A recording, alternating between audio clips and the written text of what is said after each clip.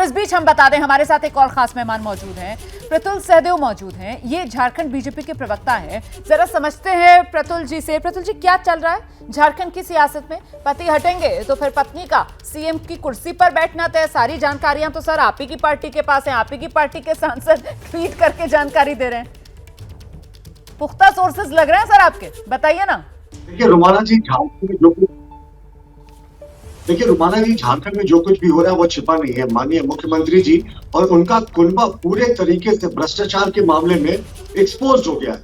अभी लोकपाल ने शिबू सोरेन जी को नोटिस दिया, और वो भी नोटिस तब दिया जब सीबीआई ने प्रिलिमिनरी इंक्वायरी में एक प्रामा फाइसी केस माना था कि शिबू सोरेन जी के पास आय से अधिक संपत्ति का मामला है, उनको भी पेश होना है लोकपाल के पास। माननीय मुख्यमंत्री जी का शेल कंपनियों के जरिए फंड को विदेशों भेजने का मामला भी सुप्रीम कोर्ट में विचाराधीन है। इसके अतिरिक्त उनकी सदस्यता पर तलवार लटक रही है इलेक्शन कमीशन में। और देखिए पूरे सत्ता के गलियारे में भय का माहौल है। मैं भय का माहौल इसलिए कह रहा हूं कि जब सुखाड़ पे चर्चा होनी थी विधानसभा के मॉनसून सत्र में, तो वो सुखाड़ के जिस दिन चर्चा होनी थी उससे एक दिन पहले इन्होंने सदन की कार्रवाई को अनिश्चित काल के लिए स्थगित कर दिया। लेकिन वो सब तो ठीक है। हम तो आपसे ये समझना चाह रहे थे सर कि आप ही की पार्टी के सांसद जिस तरीके से ट्वीट करते हैं और वो खुलासा कर रहे हैं, वो बता रहे हैं कि क्या है प्लान बी। वो प्लान बी की खबर आपके पास कैसे सर, कि अगर हेमंत सोरेन हटेंगे तो पत्नी कल्पना बैठेंगी, या पहले से ही घेराबंदी करना चाह रहे हैं आप, रास्ते में रोड़े अटकाना चाह रहे हैं? नहीं, देखिए मुझे लगता है हमारे सांसद निशिकांत दुबे जी जो वंशवादी विचारधारा पर आधारित पार्टियां चलती हैं, उनके इतिहास को देखते हुए बोल रहे हैं कि पिता हटता है तो पुत्र बनता है, पुत्र हटता है तो उनकी पत्नी बनती है, उनकी पुत्र वधू बनती है।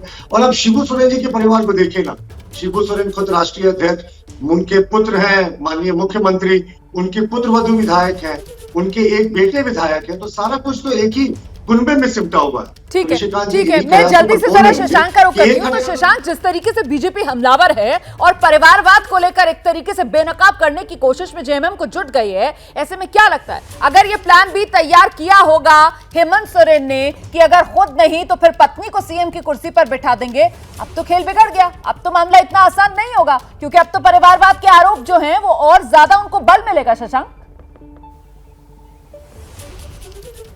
देखिए, एक बात तय है कि परिवार का ही सदस्य सीएम बनेगा, कोई दूसरा नहीं बनेगा, क्योंकि बगावत का डर हो सकता है, बीजेपी खेल कर सकती है, इसलिए परिवार का सदस्य ही बनेगा। कल्पना सोरेन बने या शिबू सोरेन बने, इन्हीं दोनों में से कोई एक बनेगा अगर हेमंत के चुनाव लड़ने पर बैन लगता है। वहीं कल जो बैठक हुई थी, यूपीए के टोटल 50 विधायक हैं, 30 जेएमएम के, 18 कांग्रेस के, 1 आरजेडी और 1 सीपीआईएमएल। तो कल की बैठक में जो है 10 महागठबंधन के विधायक नहीं थे, जो सबसे बड़ी खबर है। 10 में से 3 जेएमएम के विधायक कल की बैठक में नहीं आए थे। सरफराज अहमद, समीर मोहंती और चमरा लिंडा कल की बैठक में नहीं थे। कांग्रेस की तरफ से कल की बैठक में 7 लोग नहीं थे, तो आंकड़ा घट के तो यही 40 आ जाता है। 41 तो सरकार बनाने के लिए चाहिए। जो 7 कांग्रेस के नहीं थे उसमें से 3 ऐसे हैं जो कैश कांड में पकड़े गए थे कोलकाता में, और अभी वहीं है। उनको ऐसा जमानत मिला है कि वो 3 महीने तक वहीं रहना पड़ेगा कोलकाता में, उससे बाहर वो नहीं निकल सकते हैं। तो इरफान अंसारी, राजेश कश्यप और उनके साथ एक और नमन विकसल, ये लोग कोलकाता में थे, नहीं आ पाए। बचा 4 कौन जो कांग्रेस से नहीं आया था, तो पूर्णिमा, नीरज सिंह, उसके बाद नेहा तिर्की हैं, वो नहीं आई थी। भूषण बाड़ा है कांग्रेस के विधायक, ये कल की बैठक में नहीं आए थे।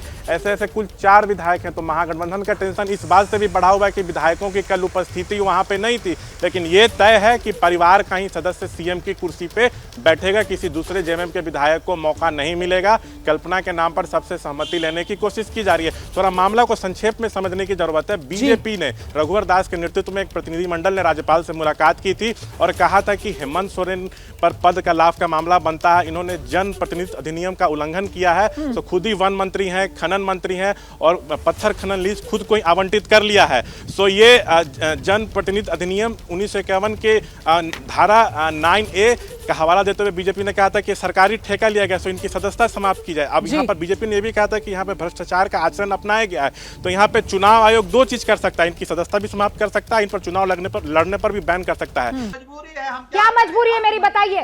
मैं अभी आपको बताती हूँ कि मैंने ओए होए होए होए, नमकीन के चटकारे लेते हुए टकटकी मार के डिबेट शो को पॉज रिपीट कर करके देख रहे हैं जोगिंदर जी।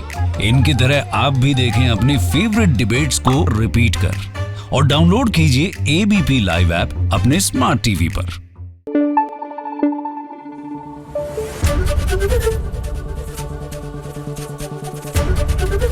एबीपी न्यूज आपको रखे आगे।